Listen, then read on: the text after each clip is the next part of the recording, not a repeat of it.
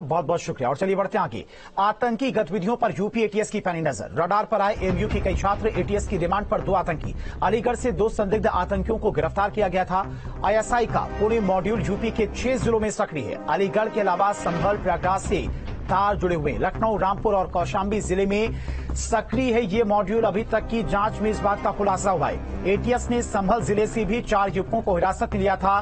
चंदौसी की जाट कॉलोनी का भी एक युवक इसमें शामिल था। तो एटीएस की रिमांड पर 2 आतंकी हैं, जिनसे एटीएस की टीम लगातार पूछताछ कर रही है और पूछताछ में ही तमाम आतंकी गतिविधियों के बारे में जानकारी एटीएस टीम को लगी है। अलीगढ़ से 2 संदिग्ध आतंकियों को गिरफ्तार किया गया था, जिससे आईएसआई के पुणे मॉड्यूल के यूपी में सक्रिय होने की जानकारी एटीएस को लगी है।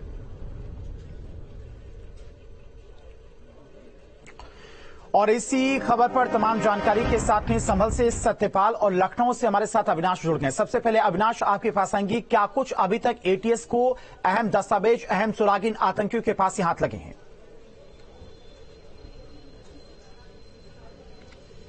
देखिए, एक बात तो साफ हो गई है कि आईएस का जो पुणे मॉड्यूल है ये देश की सुरक्षा के लिए खतरा बनता जा रहा है, क्योंकि अब तक इससे जुड़े कई संदिग्ध आतंकी गिरफ्तार हो चुके हैं। और जहां तक सवाल 2 दिन पहले गिरफ्तार आतंकियों का है, तो देखिए, यूपी एटीएस ने जिन 2 आतंकियों को, अरसलान और तारिक को गिरफ्तार किया है, दरअसल इनका सीधा कनेक्शन अलीगढ़ मुस्लिम यूनिवर्सिटी से है। और चूंकि जब इनसे पूछताछ हुई, इस पूछताछ में कई गंभीर खुलासे हुए हैं। चूंकि अगर अरसलान की बात करें तो वो एमयू से पेट्रोकेमिकल इंजीनियरिंग की पढ़ाई कर रहा था और पूछताछ में ये बात सामने आई है कि इनकी प्लानिंग केमिकल अटैक की थी। सोचिए कि कितना खतरनाक जो इनका मंसूबा था। हालांकि अब यूपी एटीएस की जो पूछताछ है आगे बढ़ी, चूंकि इनके जो कनेक्शन है यूपी के तमाम जिलों से निकलकर सामने आ रहे हैं। चूंकि ये बात भी सामने आ रही है कि इन्होंने हाल फिलहाल में चंदौली जाकर वहां पर कुछ और जो इनके दूसरे कॉन्टेक्ट है उनसे मुलाकात की थी। और न सिर्फ चंदौली बल्कि लखनऊ की बात करें, प्रयागराज हो गया, अमरोहा, संभल, तो इन जिलों में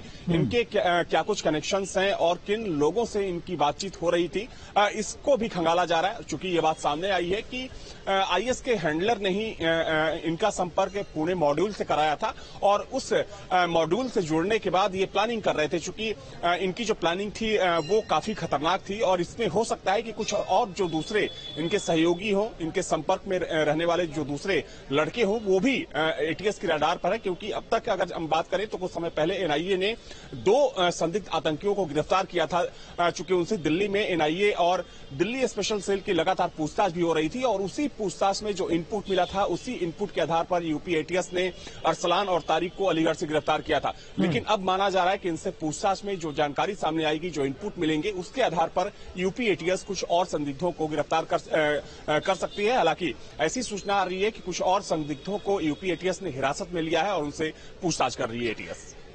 ठीक है अविनाश, आएंगे आपके पास। संभल से सत्यपाल भी हमारे साथ जुड़े हैं। संभल में जो जिस तरह से अभी तक सामने पूछताछ में खुलासे हुए हैं, उसमें संभल का भी नाम सत्यपाल है, जो आईएसआई का टेरर मॉड्यूल था।